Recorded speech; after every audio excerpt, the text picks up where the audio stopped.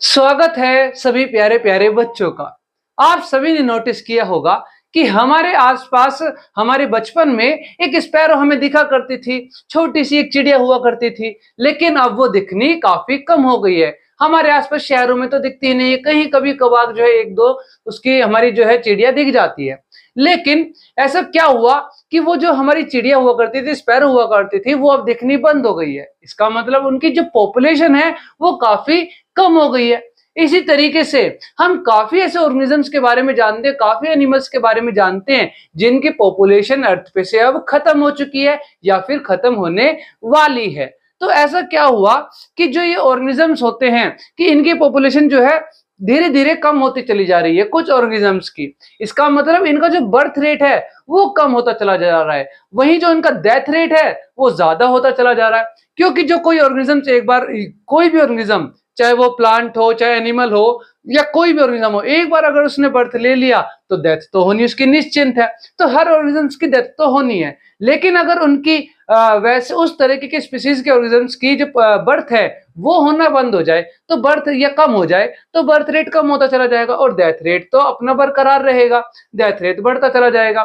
तो क्या होगा, ऐसी सिचुएशन में जो ऑर्गेनिजम्स होते हैं उनकी पॉपुलेशन कम होती चली जाती है। और इसीलिए आप सभी ने देखा होगा, हम ऐसे ऑर्गेनिजम्स का डाटा इकट्ठा करते हैं रेड बुक नाम से या ऑरेंज बुक नाम से, और फिर उनको जो है हम सिक्योरिटी या सेफ्टी प्रोवाइड करवाते हैं कि उनकी किसी भी सिचुएशन में डेथ ना हो और उनकी जो है पॉपुलेशन थोड़ा बढ़ती चली जाए, उनका ख्याल रखते हैं हम एक तरह से, है ना।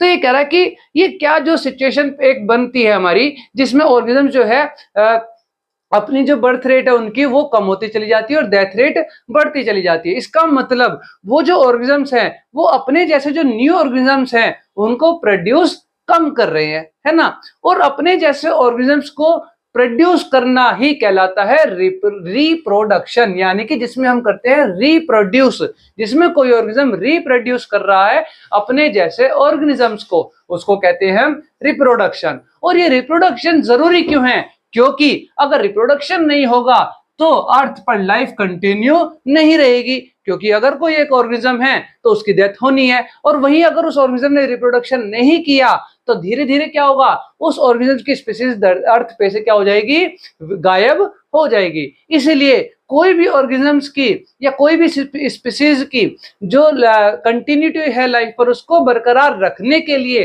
रिप्रोडक्शन जरूरी होता है। मतलब एक ऑर्गेनिजम्स का अपने जैसे ऑर्गेनिजम्स को रिप्रोड्यूस करना जरूरी होता है। तो जानते हैं हम आज इस चैप्टर में रिप्रोडक्शन के बारे में, जिसमें हमने जाना कि रिप्रोडक्शन क्यों जरूरी है, ठीक है, रिप्रोडक्शन होता क्या है, और अब आगे इस चैप्टर में हम देखेंगे कि रिप्रोडक्शन करते कैसे। इसीलिए हमें हमारे इस चैप्टर का नाम है हाउ डू ऑर्गेनिजम्स रिप्रोड्यूस। इस चैप्टर में हम डिफरेंट डिफरेंट ऑर्गेनिजम्स के बारे में पढ़ेंगे कि डिफरेंट ऑर्गेनिजम्स कैसे डिफरेंट मेथड से या डिफरेंट तरीके से रिप्रोडक्शन करते हैं। जिसमें सबसे पहले हम जानते हैं डीएनए के बारे में। आप सभी को पता, हमने पढ़ा है 9th क्लास में सेल में भी, कि सभी सेल्स के अंदर होता है न्यूक्लियस, और वहीं न्यूक्लियस के अंदर होते हैं कुछ थ्रेड लाइक स्ट्रक्चर जिसको हम कह देते हैं क्रोमेटिन। लेकिन जब ये सेल डिवाइड होने वाला होता है तो यही क्रोमेटिन फॉर्म लेते हैं रोड शेप्ड स्ट्रक्चर की, जिनको हम कह देते हैं क्रोमोसोम्स। और इन्हीं क्रोमोसोम्स के अंदर मौजूद होता है हमारा डीएनए, और डीएनए के अंदर मौजूद होते हैं हमारे जीन्स मौजूद होते हैं। तो ये कह रहा है डीएनए क्या है? डीएनए होता है हमारा डीऑक्सीराइबो न्यूक्लिक एसिड, जिसके अंदर एक पेरेंट से या किसी ओल्ड ऑर्गेनिज्म से नेक्स्ट जनरेशन में, नेक्स्ट ऑर्गेनिज्म में जो है कोई डाटा, उसकी बॉडी का पूरा डाटा, इंफॉर्मेशन जो ट्रांसफर करना होता है, एक तरीके से हम हेरिडिटी बोल सकते हैं, वो जो है वो किस फॉर्म में जाता है, हमारा डीएनए के फॉर्म में जाता है। तो डीएनए क्या हुआ? डीएनए कह रहा है कि कोई भी जो न्यूक्लियस है किसी भी सेल का, उसके अंदर मौजूद होता है हमारा डीऑक्सीराइबो न्यूक्लिक एसिड नाम का एक केमिकल सब्सटेंस, जो कि कंटेन करता है क्या, जेनेटिक इंफॉर्मेशन। किसी भी ऑर्गेनिजम्स की पूरे उसकी जेनेटिक इंफॉर्मेशन कंटेन करता है, उससे पिछली पूरी जनरेशन की कंटेन करता है इंफॉर्मेशन जेनेटिक, जो कि भेज जाती है अगले जनरेशन में, अगले ऑर्गेनिज्म में। किस फॉर्म में? डीएनए के फॉर्म में, जिससे अगली जो जनरेशन होती है वो इनहेरिट करती है।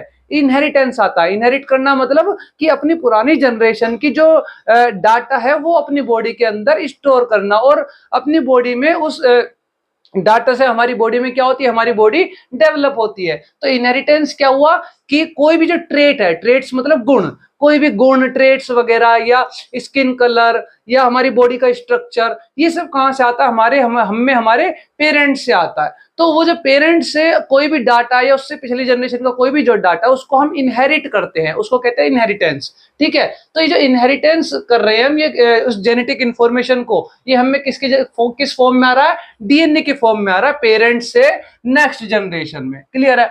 अब ये कह रहा है कि जब ये डीएनए एक पेरेंट से नेक्स्ट जनरेशन में आ रहा होता है, उस दौरान ये डीएनए कॉपी होता है। ठीक है, डीएनए के हमारा क्या, राइबोन्यूक्लिक एसिड, ये डबल स्ट्रैंड स्ट्रक्चर होता है। ठीक है, तो ये क्या हो रहा होता है कि पेरेंट्स से जो क्या नाम, पेरेंट्स होते हैं उनसे जब नई जनरेशन बनती है तो उसमें डीएनए कॉपी हो रहा होता है, और इसको कहते हैं डीएनए रेप्लिकेशन, कि डीएनए रेप्लिकेट हो रहा है। तो ये कह रहा है जब ये डीएनए रेप्लिकेट हो रहा होता है और नए सेल्स बन रहे होते हैं, पुराने सेल से नए सेल बन रहे होते हैं, या तो पुरानी जनरेशन से नई जनरेशन बन रही है ना, या फिर उस ऑर्गेनिजम्स के अंदर ही जो है पुराने सेल से नए सेल बन रहे हैं, तो क्या होता है इस डीएनए रेप्लिकेशन में, जब डीएनए रेप्लिकेट हो रहा होता है, कॉपी हो रहा होता है, तो उसमें क्या आ जाता है, वेरिएशन आ जाता है। वेरिएशन क्या है, चेंज एक तरीके का, मतलब उसमें क्या आ जाता है, कुछ ना कुछ चेंज आ जाता है। जैसे कि अगर मैं कहूं आपको कि आपके पास एक तस्वीर दे दी जाए और ये कहा जाए कि इसको जो है आप जाकर के प्रिंटर से प्रिंट करो या फोटोकॉपी मशीन से फोटोकॉपी करो, तो क्या वो बिल्कुल एग्जैक्ट होगी, सेम टू सेम होगी? ठीक है, वो आइडेंटिकल तो होगी, उसकी जैसी तो होगी, सिमिलर होगी, लेकिन वो एग्जैक्ट बिल्कुल वैसी नहीं होगी। क्यों? क्योंकि उसमें कहीं ना कहीं थोड़ा बहुत चेंज आ जाएगा उस मशीन में। इसी तरीके से जो हमारी डीएनए रेप्लिकेशन है, डीएनए कॉपी होना, वो कुछ एक केमिकल रिएक्शंस होती है वहां पे, और जो कि पूरी तरीके से रिलायबल नहीं है ना। हर केमिकल, हर बार जरूरी थोड़ी कि केमिकल रिएक्शन हुई तो बिल्कुल एग्जैक्ट वैसा ही नया प्रोडक्ट बनेगा। तो ये कह रहा है जब भी डीएनए रेप्लिकेट होता है तो सिमिलर प्रोडक्ट तो बनता है, एक सेल से नए सेल बनते हैं, सिमिलर सेल तो बनते हैं, लेकिन जो नए सेल बने हैं वो एग्जैक्ट सेम नहीं होते पिछले वाले सेल के, जिससे हम कह देते कि उसमें क्या आ गए, कुछ चेंजेस आ गए, कुछ डिफरेंसेस आ गए, और इन्हीं चेंजेस को, इन्हीं डिफरेंसेस को हम क्या कह देते हैं, वेरिएशन कह देते हैं। ठीक है, तो ये कह रहा है कि डीएनए रेप्लिकेट होने में क्या होता है, वेरिएशन आता है। तो ये जो नए सेल्स हैं ये सिमिलर तो हैं पुराने सेल्स के, ओल्ड सेल्स के, ठीक है, लेकिन आइडेंटिकल, बिल्कुल ओरिजिनल की तरह नहीं है। ठीक है, और इसी चेंज आने को हम क्या कहते हैं, वेरिएशन कहते हैं। तो वेरिएशन क्या हुआ, वेरिएशन एक चेंज है, एक स्लाइट, यानी कि थोड़ा सा डिफरेंस है, किसमें, नए सेल में, ठीक है, या फिर नए स्पीसीज में, है ना, जो उस स्पीसीज की नई जनरेशन है उसमें, और पुरानी जनरेशन में क्या है, एक थोड़ा सा चेंज, डिफरेंस आ रहा था हल्का फुल्का, उसको हम कह देते हैं क्या, वेरिएशन आना। जैसे कि हम है, अगर हम हमारी बात करें हम, तो क्या हम बिल्कुल अपने पेरेंट्स के बिल्कुल हूबहू कॉपी दिख रहे हैं? देखो बाकी सब तो सेम होगा कि 2 हाथ होंगे, 2 पैर होंगे, 2 आंख होंगी, नाक, मुंह, स्ट्रक्चर पूरा सब कुछ वैसे ही होगा, बिल्कुल सिमिलर होंगे हम अपने पेरेंट्स के। हमारी आदतें भी कुछ कुछ बिल्कुल वैसी होंगी, चेहरा थोड़ा बहुत सिमिलर भी होगा कभी कभी, है ना, कभी कभी थोड़ा ज्यादा सिमिलर हो जाता है, लेकिन बिल्कुल एग्जैक्ट सेम तो नहीं होता, थोड़ा बहुत चेंजेस हमें हमारे पेरेंट्स में और हम में देखने को मिलता है। तो इसी तरह किसी भी पुरानी जनरेशन से जब नई जनरेशन बनती है तो उसमें थोड़ा बहुत डिफरेंस आ जाता है, और उसी डिफरेंस को हम क्या कह देते हैं, वेरिएशन कह देते हैं। क्लियर है। अब ये कह रहा है वेरिएशन जरूरी क्यों है?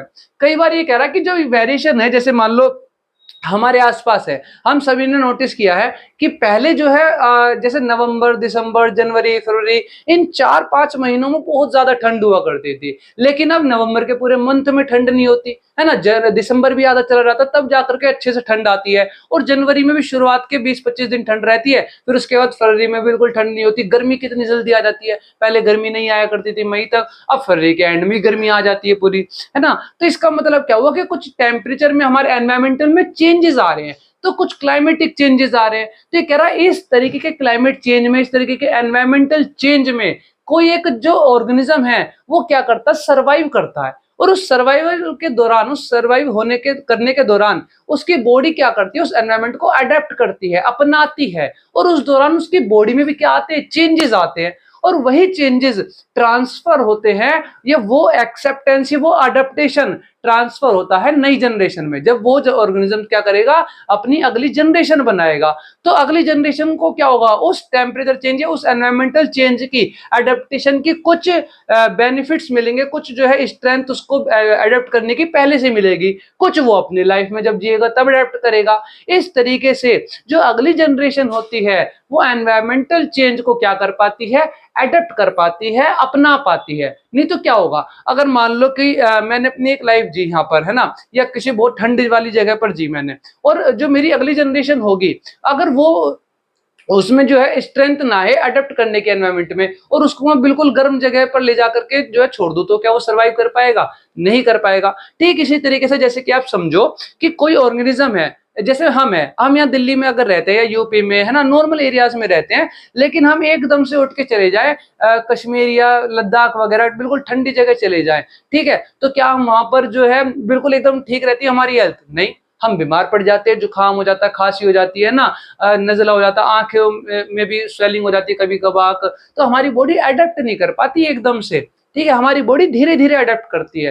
तो इस धीरे धीरे अडेप्टेशन में ही जो चेंजेस आते हैं, जो ये वेरिएशन आते हैं, ये हेल्प करते हैं ऑर्गेनिजम्स को अडेप्ट करने में, सरवाइव करने में, जिससे कि वही जो सर्वाइवल इंस्टिंक्ट्स है, कुछ वेरिएशन के जो आया है वो ट्रांसफर हो रहे हैं अगली जनरेशन में, तो अगली जनरेशन को भी हेल्प मिलती है सरवाइव करने में, ठीक है। तो इसी तरीके से जो वेरिएशन है वो क्या हुए, हमारे लिए यूजफुल हुए फॉर सर्वाइवल, कि कोई भी जो ऑर्गेनिज्म होगा वो सर्वाइव कर पाएगा कि एक एनवायरमेंटल चेंज में, ठीक है, या कोई भी जो चेंजेस आ रहे हैं उसमें कोई भी जो हमारा ऑर्गेनिज्म है वो क्या कर पाएगा, सरवाइव कर पाएगा।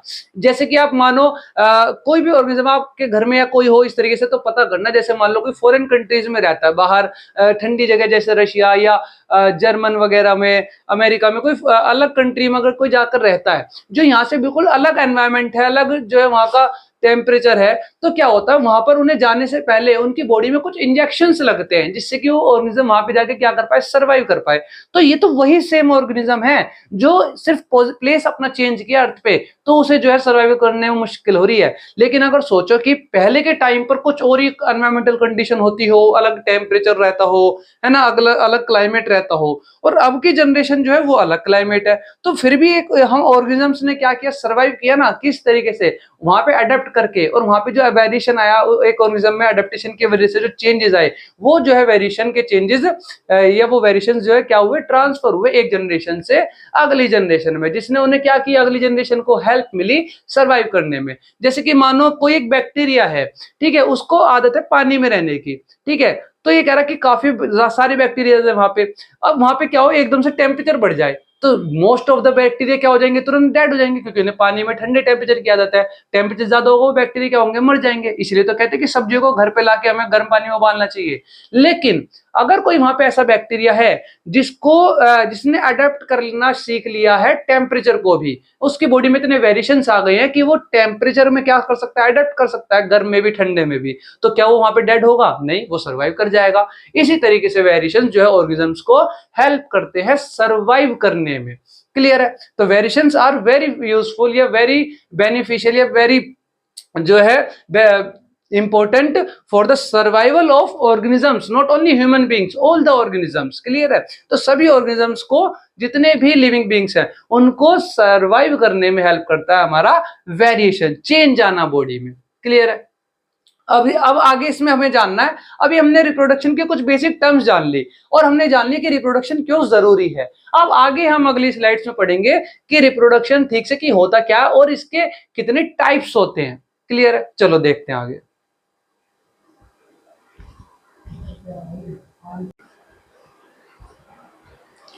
तो अब हम देखेंगे कि किस तरीके से जो ये रिप्रोडक्शन है ये अलग अलग तरीकों से हो सकता है, और ये डिफरेंट टाइप्स ऑफ रिप्रोडक्शन को हमने दो मेन कैटेगरी में डिवाइड कर दिया है, जिसमें कि एक है हमारी सेक्सुअल रिप्रोडक्शन और एक है असेक्सुअल रिप्रोडक्शन। तो देखते हैं कि किस तरीके से जो सेक्सुअल रिप्रोडक्शन है ये क्या होता है और असेक्सुअल रिप्रोडक्शन में क्या होता है। तो पहले जानते हैं हम सेक्सुअल रिप्रोडक्शन के बारे में। और सेक्सुअल रिप्रोडक्शन से पहले आप एक चीज याद करो कि जो आपने कभी कभी कोई फॉर्म फिल किया होगा या किसी को फिल करते हुए देखा होगा, तो उसमें एक कॉलम आता है सेक्स फिल करने का, जिसमें आप टिक करते हैं तो मेल पर या फीमेल पर, यानी कि दो तरीके के सेक्स होते हैं, मेल और फीमेल, है ना। तो ये कह रहा है कि सेक्सुअल रिप्रोडक्शन के अंदर जो मेल और फीमेल होते हैं वो दोनों मिल करके एक नए ऑर्गेनिजम्स को प्रोड्यूस करते हैं। ठीक है, चाहे वो कोई भी ऑर्गेनिज्म हो, चाहे प्लांट्स हो या एनिमल्स हो, ह्यूमन बीइंग्स भी एनिमल्स में आ जाते हैं। तो ये जो मेन बड़े बड़े जो ऑर्गेनिजम्स होते हैं इनमें जो है हमारे दो तरीके के सेक्स होते हैं, एक मेल और फीमेल, और ये दोनों मिल करके एक नए ऑर्गेनिज्म को प्रोड्यूस करते हैं। अब करते कैसे हैं? ये मेल में और फीमेल में दोनों में ही कुछ रिप्रोडक्टिव सेल्स होते हैं, मतलब ऐसे सेल्स जिनके पास एबिलिटी है रिप्रोडक्शन करने की। वैसे तो सेल्स हमारी पूरी बॉडी में डिफरेंट टाइप्स के होते हैं, है ना, आई के अंदर, नोज के अंदर या टंग में, है ना। लास्ट चैप्टर में हमने देखा कि हमारा क्या है, हमारे ब्रेन के पास नर्वस सिस्टम है, उसके अंदर नर्व सेल्स है, हमारे न्यूरॉन जिसे कह देते हैं। तो इस तरीके से हमारी पूरी बॉडी में डिफरेंट टाइप्स ऑफ सेल्स है, लेकिन सिर्फ एक स्पेसिफिक स्पेशलाइज्ड सेल के पास ही रिप्रोडक्शन करने की एबिलिटी है, क्षमता है, और उन्हीं सेल्स को हम कह देते हैं रिप्रोडक्टिव सेल्स, या फिर जर्म सेल्स कह देते हैं, या फिर हम उन्हें गैमीट्स भी कह देते हैं। ठीक है, तो ये कह रहा है जो मेल और फीमेल के रिप्रोडक्टिव सेल्स है, यानी कि जो गैमीट्स है, मेल गैमीट और फीमेल गैमीट, वो दोनों मिलते हैं और मिलने को कहते हैं फ्यूजन। वो दोनों फ्यूज होते हैं और फ्यूजन के बाद एक नया सेल बनता है जिससे डेवलप हो जाता है एक नया ऑर्गेनिज्म। तो सेक्सुअल रिप्रोडक्शन क्या हुआ, जिसमें दो इंडिविजुअल यानी कि एक मेल और एक फीमेल, ये दोनों मिलके राइज करते एक नए इंडिविजुअल को, बनाते एक नए इंडिविजुअल को, बाय कैसे, bye fusion of male and female gametes, की जो मेल गैमीट है और जो फीमेल गैमीट है उनके फ्यूजन से, उनको मिला करके। ठीक है, इसमें सेक्सुअल रिप्रोडक्शन के अंदर गैमीट्स बनते हैं, जैसे कि मैंने भी बताया, कुछ रिप्रोडक्टिव सेल्स होते हैं वो बनते हैं, फिर मेल में और फीमेल में, फिर वो दोनों आपस में मिलते हैं और तब नया ऑर्गेनिज्म बनता है। तो सेक्सुअल रिप्रोडक्शन के अंदर गैमीट्स बनते हैं। फिर इसके बाद ये कह रहा है कि इसके अंदर जो न्यू इंडिविजुअल होता है वो जेनेटिकली तो सिमिलर है ना, जो उनके जेनेटिक्स हैं वो तो सिमिलर होंगे अपने पेरेंट्स के, मतलब वही सेम आंख नाक, दो आंख दो है तो दो पैर, इस तरीके से जो बॉडी का स्ट्रक्चर है, जेनेटिक्स है हमारे, वो क्या होंगे, सिमिलर होंगे पेरेंट्स के, लेकिन आइडेंटिकल नहीं होंगे। मतलब जो अगली जनरेशन होगी वो पिछली जनरेशन के बिल्कुल आइडेंटिकल नहीं होगी। अगर ऐसा होता तो सबकी शक्लें वकलें सब कुछ सेम होता है ना, लेकिन हम जानते हैं हमारी आंखों का कलर, हमारा फेस, हमारे हेयर्स हमारे पेरेंट्स से कई बार बिल्कुल डिफरेंट हमें देखने को मिलते हैं। तो ये कह रहा कि उनके जो जेनेटिक, उनका जो स्ट्रक्चर है एक तरह से वो तो बिल्कुल ऐसे में है, सिमिलर है, लेकिन बिल्कुल आइडेंटिकल, बिल्कुल सेम टू सेम कोई भी इसमें जो है सेक्सुअल रिप्रोडक्शन के अंदर नई जनरेशन पुरानी जनरेशन के बिल्कुल आइडेंटिकल या बिल्कुल सेम नहीं होती, एग्जैक्ट कॉपी नहीं होती। फिर ये कह रहा है सेक्सुअल रिप्रोडक्शन है जरूरी क्यों है, it is useful to generate more variation species, मतलब कि जो सेक्सुअल रिप्रोडक्शन होता है उसके अंदर जो वेरिएशन है वो हमें ज्यादा देखने को मिलता है, और हमें पता है कि जो वेरिएशन होता है उसी से हम हमारे ऑर्गेनिजम्स क्या कर पाते हैं, सर्वाइवल के चांसेस ज्यादा हो जाते हैं। लेकिन वेरिएशन कई बार कुछ ज्यादा ही हो जाना भी जो है नुकसानदायक होता है, क्योंकि अगर कोई ऐसा जैसे मान लो दो मेल और फीमेल गैमीट है, दोनों मिले और कोई नया सेल ऐसा बना जिसके अंदर वेरिएशन कुछ ज्यादा ही आ गया, तो वो जो उसका जेनेटिक स्ट्रक्चर था वो उसके साथ सर्वाइव नहीं कर पाएगा, मेल नहीं खाएगा, है ना। वो तो बॉडी क्या होगा, जो नया सेल बना वो तुरंत क्या हो जाएगा, डेड हो जाएगा। ठीक है, तो कुछ ज्यादा ही लिमिट से ज्यादा वेरिएशन आना भी खराब है, लेकिन वेरिएशन आना जरूरी भी है। तो क्योंकि थोड़ा बहुत वेरिएशन आएगा उसी से ऑर्गेनिजम्स क्या कर पाएंगे, अपने एनवायरनमेंट में सर्वाइव कर पाएंगे। तो ये कह रहा है कि जो सेक्सुअल रिप्रोडक्शन होता है उसके अंदर हमें ज्यादा वेरिएशन देखने को मिलता है, वहीं जो असेक्सुअल रिप्रोडक्शन है उसके अंदर वेरिएशन बिल्कुल ना के बराबर, बहुत ही नाम मात्र को हमें देखने को मिलता है। तो इसीलिए भी सेक्सुअल रिप्रोडक्शन जो है यूजफुल है कि इसके अंदर वेरिएशन क्या है, ज्यादा है। क्लियर है। अब ये कह रहा है कि जो सेक्सुअल रिप्रोडक्शन होता है वो होता किन ऑर्गेनिजम्स में, जैसे कि मैंने बताया प्लांट्स में, एनिमल्स में, और ह्यूमंस भी किस में आते हैं, एनिमल्स में आते हैं। तो ह्यूमंस में, इन ऑर्गेनिजम्स में हमें क्या देखने को मिलता है, सेक्सुअल रिप्रोडक्शन देखने को मिलता है। अब आती है बात असेक्सुअल रिप्रोडक्शन की। तो असेक्सुअल रिप्रोडक्शन में क्या होगा, देखो सेक्सुअल रिप्रोडक्शन में आ रहा है कि दो इंडिविजुअल यानी कि दो डिफरेंट सेक्सेस आपस में अपने गैमेट्स को मिलाते हैं और उससे नया ऑर्गेनिज्म जो है प्रोड्यूस होता है, उसको कह रहे हैं सेक्सुअल रिप्रोडक्शन। वही असेक्सुअल में शुरू में आ गया आ, और ये किसका अपोजिट वर्ड है, यानी कि क्या होगा, इसमें अपोजिट होगा। तो ये कह रहा है कि इसमें दो इंडिविजुअल मिलकर नए ऑर्गेनिज्म को बना रहे थे सेक्सुअल रिप्रोडक्शन में, वही असेक्सुअल रिप्रोडक्शन में एक सिंगल इंडिविजुअल एक सिंगल ऑर्गेनिज्म क्या करता है, न्यू ऑर्गेनिज्म को प्रोड्यूस कर देता है बिना किसी दूसरे ऑर्गेनिज्म की हेल्प के। मतलब कोई एक अकेला ऑर्गेनिज्म होगा, वो अकेला ही नए ऑर्गेनिज्म को प्रोड्यूस कर देगा, ठीक है, और वो किसी और ऑर्गेनिज्म की हेल्प नहीं लेगा। वही सेक्सुअल रिप्रोडक्शन में क्या हो रहा था, दो डिफरेंट ऑर्गेनिज्म, दो डिफरेंट इंडिविजुअल आपस में अपने गैमेट्स को कंबाइन कर रहे थे और उससे एक नया ऑर्गेनिज्म बन रहा था, है ना। तो सेक्सुअल रिप्रोडक्शन क्या है, इससे बिल्कुल अपोजिट है, अलग है, ठीक है। असेक्सुअल रिप्रोडक्शन किससे, सेक्सुअल से। तो असेक्सुअल रिप्रोडक्शन में क्या हुआ, it is a reproduction in which a single individual या single organism give rise to new individual. तो सिंगल जो इंडिविजुअल होगा, सिंगल ऑर्गेनिज्म होगा, वो नए इंडिविजुअल को क्या करेगा, राइज करेगा, बनाएगा, है ना, प्रोड्यूस करेगा, रिप्रोडक्शन करेगा, ठीक है, असेक्सुअली। अब ये कह रहा है क्योंकि इसके अंदर ये है जो है कि एक अकेला ऑर्गेनिज्म ही नए ऑर्गेनिज्म को प्रोड्यूस कर रहा है, तो इसमें वो किसी ऑर्गेनिज्म की हेल्प नहीं ले रहा, ठीक है, तो उसके साथ जो है गैमेट्स का फ्यूजन नहीं देखने को मिलता। वहीं सेक्सुअल में क्या था, दो अलग अलग ऑर्गेनिज्म थे, उनके गैमेट्स आपस में मिल रहे थे, यानी कि रिप्रोडक्टिव सेल्स आपस में मिल रहे थे। तो ये कह रहा है जो सेक्सुअल रिप्रोडक्शन होता है, क्योंकि उसमें एक ही ऑर्गेनिज्म नए ऑर्गेनिज्म को प्रोड्यूस कर रहा है, तो उसमें कोई स्पेशलाइज्ड ऐसे सेल्स नहीं होते जो कि रिप्रोडक्शन करते हैं, ठीक है। तो स्पेशलाइज्ड सेल्स यानी कि रिप्रोडक्टिव सेल्स यानी कि गैमेट्स, तो इसमें गैमेट्स बनते ही नहीं है, किसमें, असेक्सुअल रिप्रोडक्शन में के जो ऑर्गेनिजम्स होते हैं, ऐसे ऑर्गेनिज्म जो कि असेक्सुअल रिप्रोडक्शन करते हैं, उनमें गैमेट्स बनते ही नहीं है। अब गैमेट्स बन ही नहीं रहे तो गैमेट्स का फ्यूजन भी नहीं होगा, यानी कि गैमेट्स आपस में मिलेंगे भी नहीं, तो ना तो इसमें गैमेट्स बनते हैं और ना फ्यूजन ऑफ गैमेट्स देखने को मिलता है असेक्सुअल रिप्रोडक्शन के अंदर, मतलब ऐसे ऑर्गेनिजम्स में जो कि असेक्सुअल रिप्रोडक्शन करते हैं। अब ये कह रहा कि जो नए इंडिविजुअल्स होते हैं वो आइडेंटिकल होते हैं पेरेंट के, मतलब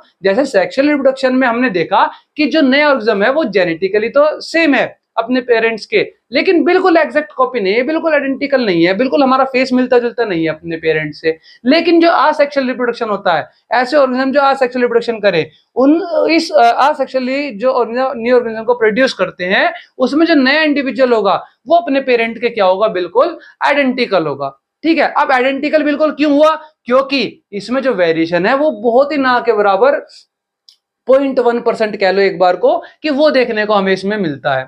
फिर ये कह रहा है कि लेकिन असेक्सुअल रिप्रोडक्शन भी कई बार फायदेमंद होता है, कई बार यूजफुल होता है, ठीक है। तो ये कह रहा है कि जो असेक्सुअल रिप्रोडक्शन है वो एक्सट्रीमली यूजफुल है, बहुत ज्यादा यूजफुल है, किस लिए, आइडेंटिकल्स के रैपिड मल्टीप्लिकेशन के लिए। मतलब कोई एक ऐसा ऑर्गेनिज्म है जिसके जैसे ऑर्गेनिज्म मुझे और चाहिए, बहुत ज्यादा चाहिए, है ना, बहुत सारे ऑर्गेनिज्म चाहिए मुझे उसके जैसे, ठीक है, और बहुत जल्दी चाहिए, टाइम भी नहीं लगाना, ठीक है, तो मैं क्या करूंगा, तो उनका असेक्सुअल रिप्रोडक्शन करवा दूंगा। तो ये कह रहा है असेक्सुअल रिप्रोडक्शन में क्या होता है, ऑर्गेनिजम्स जो है अपने जैसे न्यू इंडिविजुअल को, नए ऑर्गेनिज्म को, ठीक है, बिल्कुल आइडेंटिकल ऑर्गेनिज्म को बहुत तेजी से रैपिडली मल्टीप्लाई करते हैं। तो एक जैसे ऑर्गेनिज्म ये बहुत तेजी से अपनी जो है पॉपुलेशन बढ़ा लेते हैं, ठीक है। लेकिन वहीं इसमें क्या होता है, वहीं पे ये टाइम टेकिंग पीरियड प्रोसेस है हमारा सेक्सुअल रिप्रोडक्शन। जैसे कि हम जानते हैं कि एक बार कोई एक ऑर्गेनिज्म जो है रिप्रोडक्शन के प्रोसेस में इन्वॉल्व होगा तो काफी टाइम लगता है, कई बार कुछ महीने लग जाते हैं अगले ऑर्गेनिज्म को प्रोड्यूस करने में,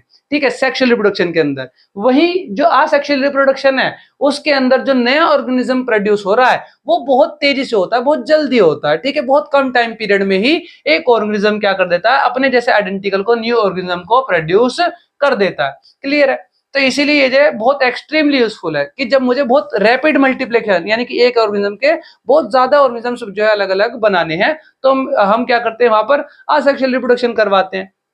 अभी कह रहे हैं इसके एग्जाम्पल क्या है, काफी सारे माइक्रो ऑर्गेनिज्म जैसे कि अमीबा, प्लाज्मोडियम, पैरामीशियम, हाइड्रा वगैरह, ये क्या है, ऐसे ऐसे हमारे माइक्रो ऑर्गेनिजम्स के अंदर हमें देखने को मिलता है असेक्सुअल रिप्रोडक्शन। तो अब हमने जान लिया पूरी तरीके से कि सेक्सुअल रिप्रोडक्शन क्या होता है और असेक्सुअल रिप्रोडक्शन क्या होता है। अब हम अपनी नेक्स्ट वीडियो में पढ़ेंगे कि जो असेक्सुअल रिप्रोडक्शन है उसके भी कुछ डिफरेंट टाइप्स होते हैं, मतलब अलग अलग तरीके से हमें जो है असेक्सुअल रिप्रोडक्शन देखने को मिलता है, वो हम देखेंगे हमारी नेक्स्ट वीडियो में।